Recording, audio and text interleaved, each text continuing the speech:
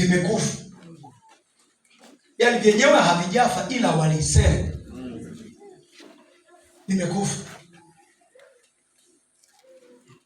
Halafu mwaka umefika wa kuviona. Amen. Ninasema hilo tena, hilo ni somo lingine nimepitia tu. Mwaka wa kuviona walivyosema vimekufa. Yakobo aliishi miaka mingi sana, mingi, na akiwa ameambiwa kwamba Yusufu amekufa, ameliwa na simba, akatangaza msiba, akalia, akanyamaza, akafuta na kwenye ufahamu kwamba Yusufu mwanangu hayupo. Subiri kidogo, muda ukafika muda wa kumwona Yusufu waliyesema amekufa. Wakati ulipofika, anamuona sio Yusufu yule wa kunyanyaswa, ni Yusufu wa kupigiwa magoti. Sasa alikuwa wapi huyu? Wapi alikuwa huyu? Sikiliza mtu wa Mungu, wakati wanamwambia Yakobo kwamba yule Yusufu yupo, Yakobo alizimia. Mwaka wa kuviona walivyosema nimekufa. Unaweza kazimia.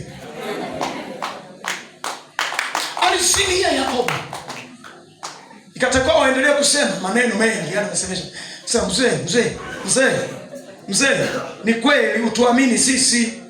Ni kweli, kumbuka wao ndio miaka ya pale nyuma walisema simba amekula. Wakarudi na vazi lake kwamba angalia, cheki nguo hii ni ya mwanao. Hawa leo wanaleta habari nyingine, anasema Yusufu yu hai, tena ni mtawala, ametutuma tukuchukue, cheki na magari yake aliyoleta hayakuchukue wewe. Watu wananiuzi mimi.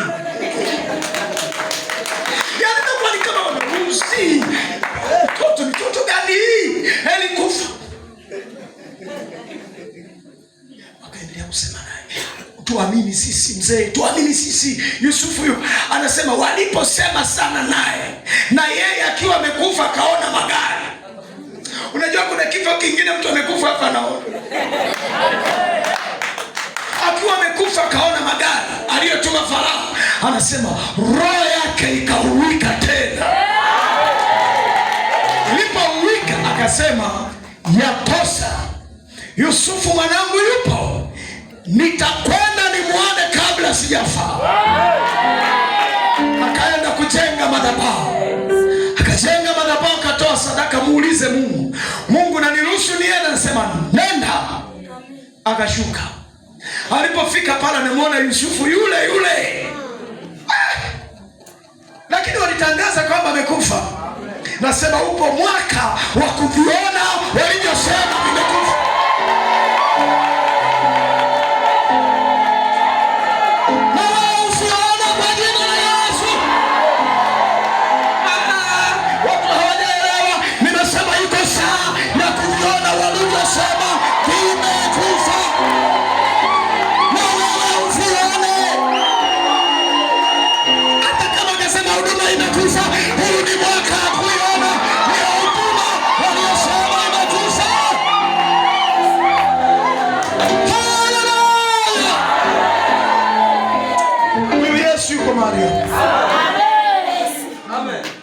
Unatamani ukione? Tokea kwa jina la Yesu. Unajua nilikuwa nje ya Yakobo lile jambo, lakini nilikuwa chini ya uwezo wa Mungu. Sema Bwana Yesu, niko mbele zako siku hii ya leo, najitangazia na kuwatangazia ya kwamba nimeupokea muhula mwingine wa kuona vitu vyangu walivyosema vimekufa, na kuona mali zangu, maono yangu, ndoto zangu walizosema zimekufa. Naona tena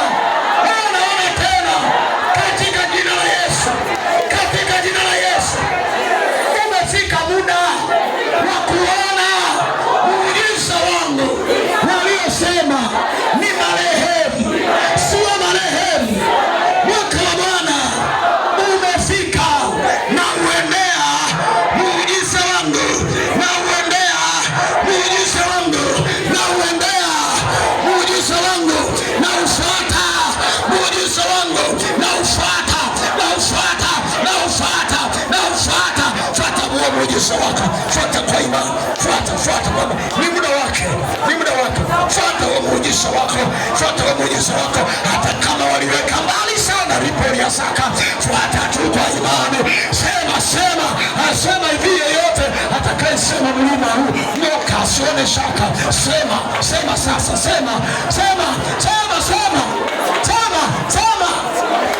Fuata ule muujiza wako popote walipoweka.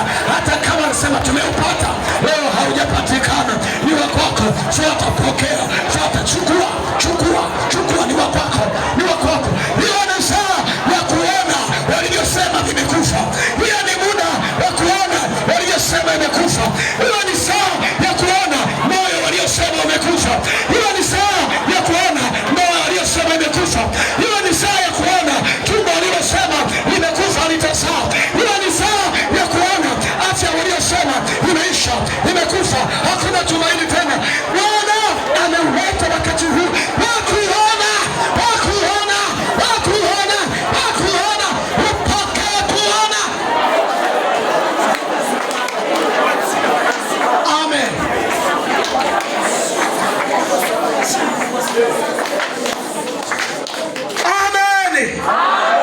Tembea kifua mbele, maana tayari.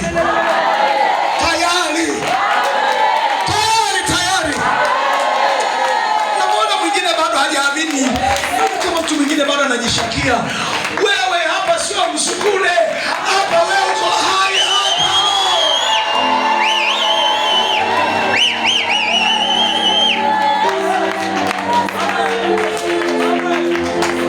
Niweke jambo hilo kwenye moyo wako. Bwana amelifanya. Naomba ukae.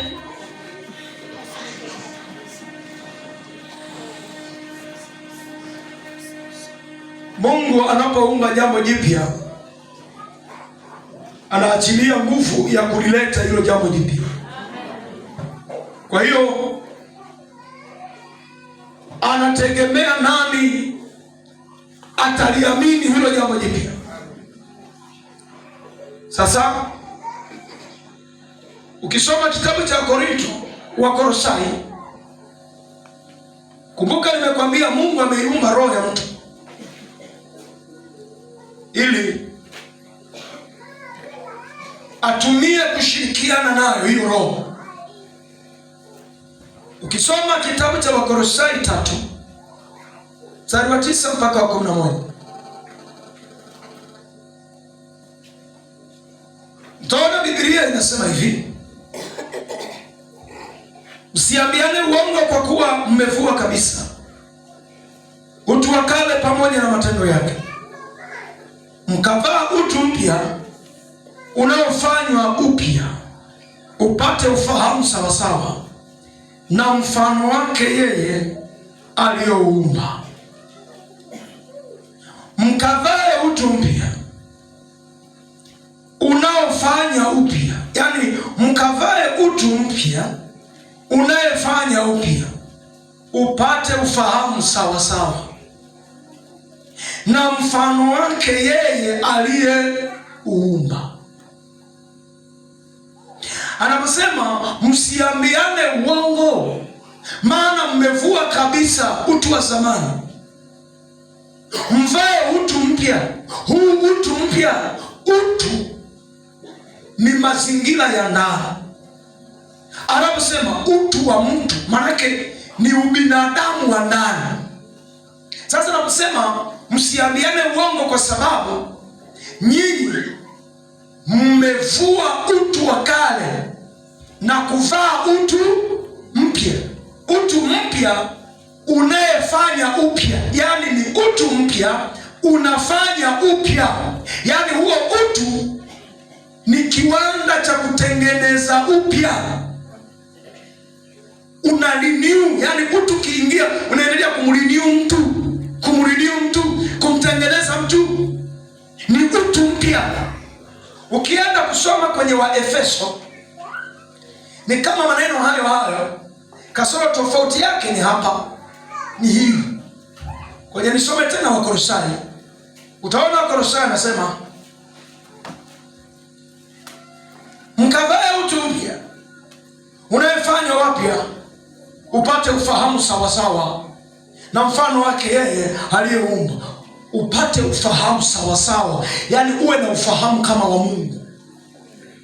Si ndio Mungu aliyekuumba? Ndio maana nataka kukuonyesha namna roho ilivyoumbwa kule. Mvae utu mpya unayefanywa upya, mpate ufahamu sawasawa na mfano wake yeye aliyeumba. Ukienda kwenye Waefeso 4:22, ukienda kwenye Waefeso 4:22, mimi nitasoma mpaka ule 24. Utaona anasema hivi: mvue kwa habari ya mwenendo wa kwanza, utu wa zamani unayeharibika kwa kuzifuata tamaa zenye kudanganya, na mfanywe wapya katika roho ya nia zenu, mkavae utu mpya ulioumbwa kwa namna ya Mungu katika haki na utakatifu wa kweli. Mkavae utu mpya ulioumbwa kwa namna ya Mungu. Anaposema kwa namna ya Mungu, hivi mtu akikwambia utu ulioumbwa kwa namna ya Mungu na maelezo nao, tayari narudi kwenye mwanzo tulikotoka. Mwanzo 1:27, tumfanye mtu kwa sura yetu na kwa mfano yetu. Hiyo ndiyo namna ya Mungu. Paulo ndo analifunua jambo hili kwa wepesi sana, kwamba sisi tumeumbwa kwa namna ya Mungu. Tuna ufahamu wa kimungu, tuna uelewa wa kimungu. Kwa hiyo tusiingie kuishi maisha ya kwanza ya kale, mabaya yale. Hatutafanikiwa, maana tumeibeba namna ya Mungu, staili ya Mungu, kawaida ya Mungu, nguvu ya Mungu. Haleluya, amen. Msiambiane uongo. Leo unashangaa mlokole anakia kujichanganya na uongo tu, haelewi kwamba anapoteza sura ya Mungu. Tunaanza kukwazika vitu vidogo tu, nakwazika. Wewe uelewi kwamba umembeba Mungu na roho yako imeumbwa kwa namna ya Mungu. Kama roho imeumbwa kwa namna ya Mungu, imepewa uwezo wa kuona, wa kujua, kutambua roho ya mtu. Jina Bwana libarikiwe. Kwa Wakolosai anasema mkafanywe upya nia zenu. Upya, ule utu unafanya upya. Ndio maana utu wa Mungu ukiingia kwenye roho unahuisha roho. Jana nimewaambia, unahuisha roho, unaiumba roho yako, unaiumba. Haleluya, amina. Jina la Bwana libarikiwe. Jamani, jina la Bwana libarikiwe. Unanipata vizuri hapa? Amina. Sikia, roho ya mtu,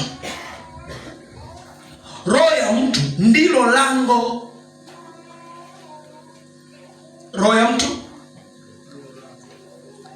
ndilo lango la taarifa ya mambo ya ulimwengu wa roho.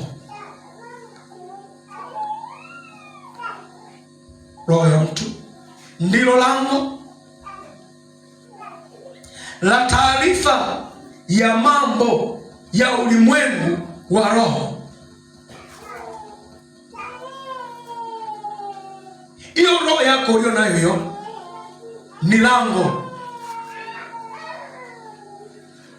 Na hata unapoona taarifa za ulimwengu wa roho ni adimu kwako, kilichotokea roho yako imekamatwa, wameshika milango kwenye roho yako, huwezi kaona chochote.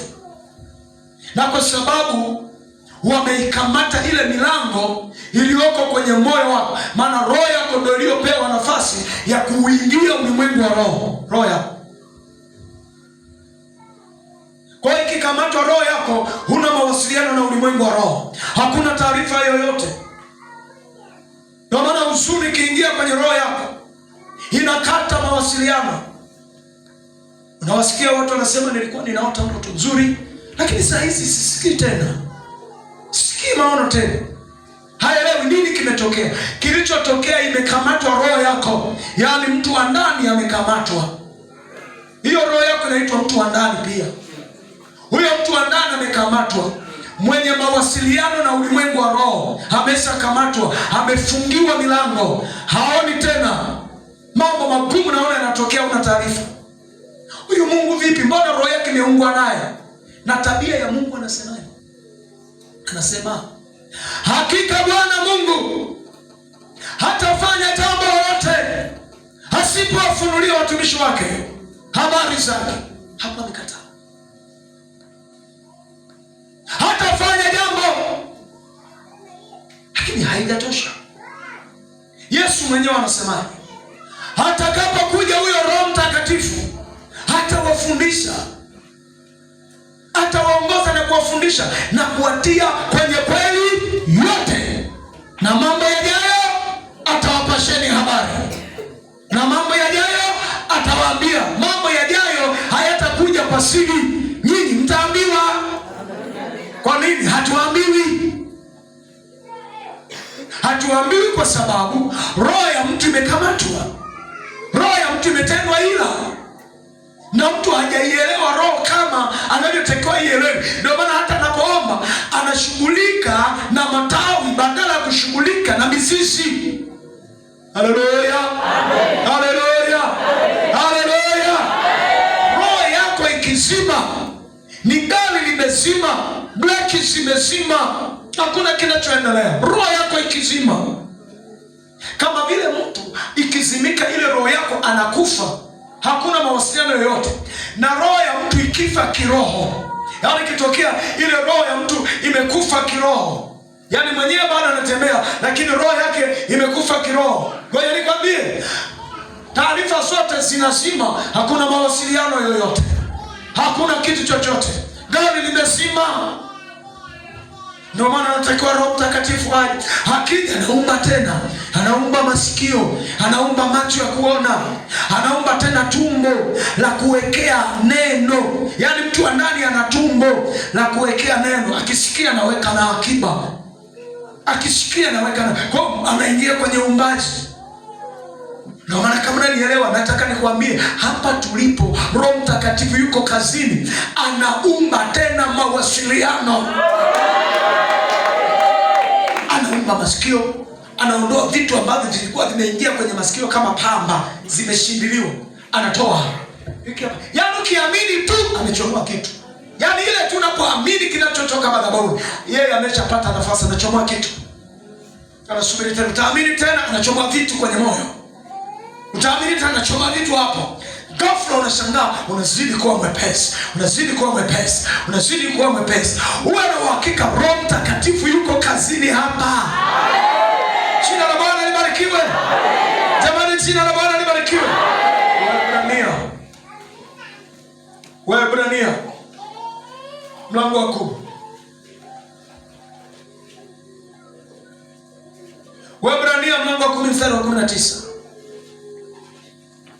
Waebrania mlango wa 10 mstari wa 19, Biblia inasema, Waebrania 10:19, basi ndugu, kwa kuwa tuna ujasiri wa kupaingia patakatifu kwa damu ya Yesu, njia ile aliyotuanzia, iliyo mpya, iliyo hai, ipitayo pazia, yani mwili wake, yani mwili wake, yani mwili wake. Tuna ujasiri wa kupaingia patakatifu kwa damu ya Yesu. Roho ya mtu inashirikiana na ulimwengu wa roho kwa kutumia damu ya Yesu. Kwa hiyo damu ya Yesu ndiyo inayoingiza roho ya mtu kwenye ulimwengu wa roho. Na ndio maana unaona hapa anasemaje? Tuna ujasiri wa kupaingia. Yaani hatuna mashaka, tunapaingia patakatifu kwa damu ya mwanakondoo, njia iliyo hai, ipitayo pazia. Manake Yesu ni njia iliyo hai inayoingia kwenye ulimwengu wa roho. Ulimwengu wa roho unaingiwa na roho ya mwanadamu, na hiyo roho ya mwanadamu ndiyo inayemuunganisha mtu na ulimwengu wa roho. Unaweza ukakaa kama ulivyokaa, lakini mbingu zinakufungukia pale ulipo, kwa sababu ile roho yako imeunganishwa na ulimwengu wa roho. Unaweza kukaa kama ulivyokaa, lakini kwa kuwa ndani umefungua moyo, Mungu anafungua masikio ya ndani yasikie kinachosema kwenye ulimwengu wa roho. Nasema na mtu hapa. Yesu alikaa na wanafunzi wake akiwa anawapa mtihani, akawaambia, watu wananiambia mimi ni nani? Alafu akamwambia kirahisi, wanakwambia ni Elia, wengine mmoja wa manabii na vingine na vingine. Akamwambia, ninyi naniambia mimi kama nani? Unajua ni rahisi kumsema mtu mwingine. Ninyi mnaniambia mimi kama nani? Kwa mtihani mkubwa, wanafunzi wote, mtu huyu ndiye aliyefaulu. Petro pekee yake akasema, wewe ni Yesu mwana wa Mungu aliye hai. Yesu akatakiwa itafiti njia aliyopatia lile jibu. Akamwambia Simoni, heri wewe Simoni Bayoni, maana nyama na damu havikufunuliwa. Nyama na damu. Hata hapo uelewe. Nyama na damu. Wewe, nyama na damu hazina majibu.